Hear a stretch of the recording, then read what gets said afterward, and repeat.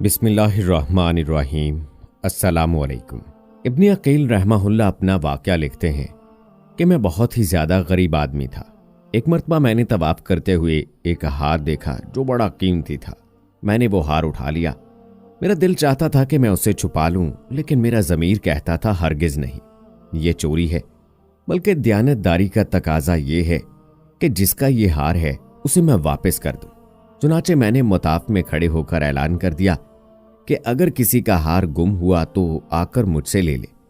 کہتے ہیں کہ ایک نابینا آدمی آیا اور کہنے لگا کہ یہ ہار میرا ہے اور میرے تھیلے میں سے گرا ہے۔ میرے نفس نے مجھے اور بھی ملامت کی کہ ہار تو تھا بھی نابینا کا، اس کا کسی کو کیا پتا چلتا، چھپانے کا اچھا موقع تھا۔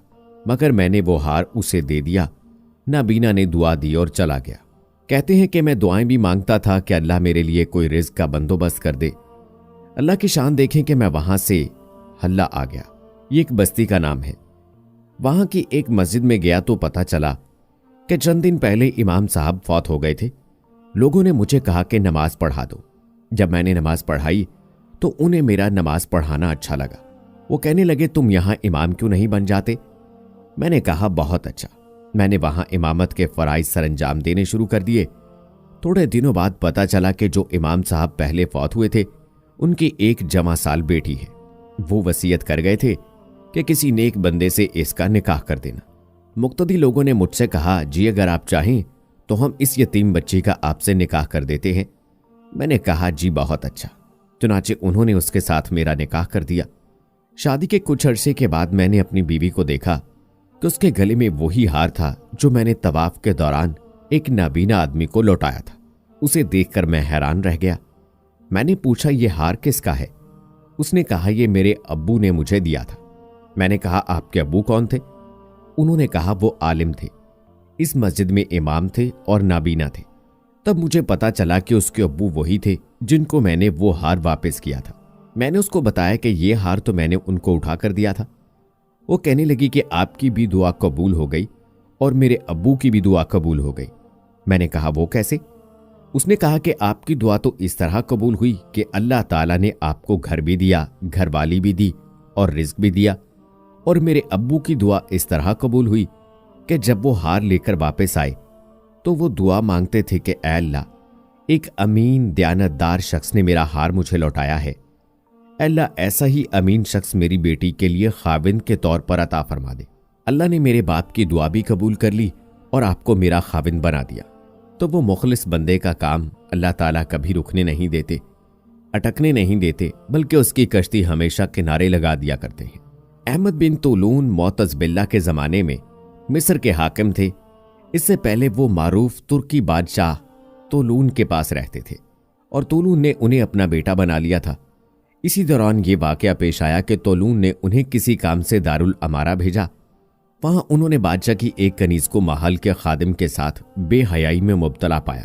احمد بن طولون اپنے کام سے فارغ ہو کر بادشاہ کے پاس واپس پہنچے، لیکن اس قصے کا اس سے کوئی ذکر نہیں کیا۔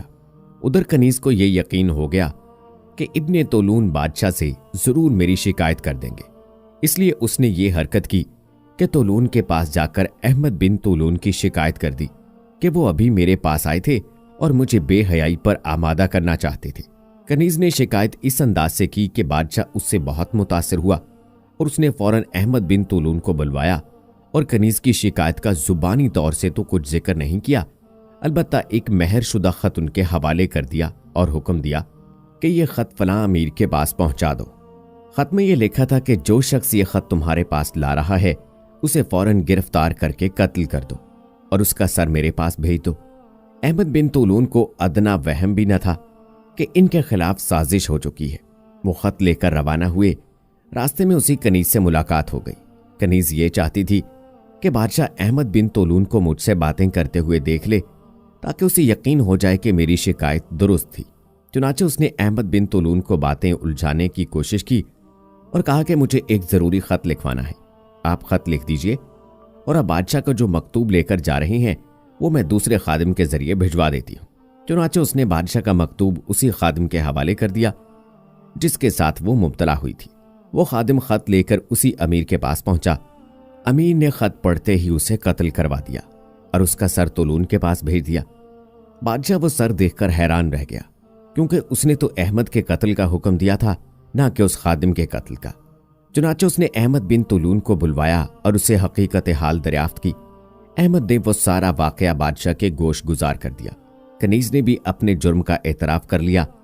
बादशाह अहमद बिन तुलून से बहुत खुश हुआ और उस रोज़ के बाद उसकी नज़रों में अहमद की वक़्त और कदर पहले से बहुत ज़्यादा हो गई, और उसने वसीयत की कि मेरे बाद अहमद को तख्त शाही पर बैठाया जाए।